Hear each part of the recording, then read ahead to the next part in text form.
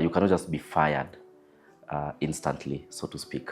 There has to be a process and a procedure that needs to be followed. Basson is an advocate of the High Court of Kenya. I do practice and specialize in corporate commercial law, tax law, and employment and labor law. I think every worker in Kenya should be well versed with how they get to the employment in terms of the employment contracts.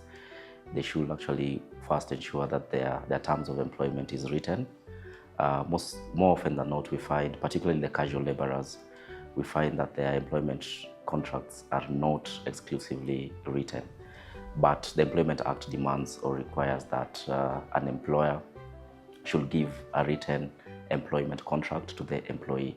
So one of the important things is always demand for your terms of engagement to be in written form. Secondly, the most important thing that an employee should know in Kenya is the process of termination.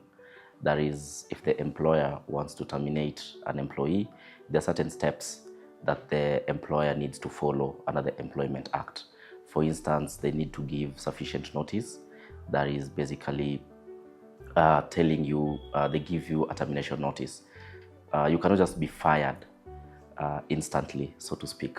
There has to be a process and a procedure that needs to be followed. One of the key processes is, if you're terminating someone, there has to be a reason behind that particular termination. So the reason should be followed by something called a notice to show cause, meaning that you're calling this employee and asking them to respond to certain allegations that the employer has against the employee. So these allegations need to be sufficiently responded to by the employee. If the employee is not capable of substantiating the reasons or grounds as to why he thinks he or she should not be terminated, then the employer can proceed and issue them with a termination notice. So that is also very critical. And also during that particular process, in terms of the disciplinary process, the employee needs to have a representative.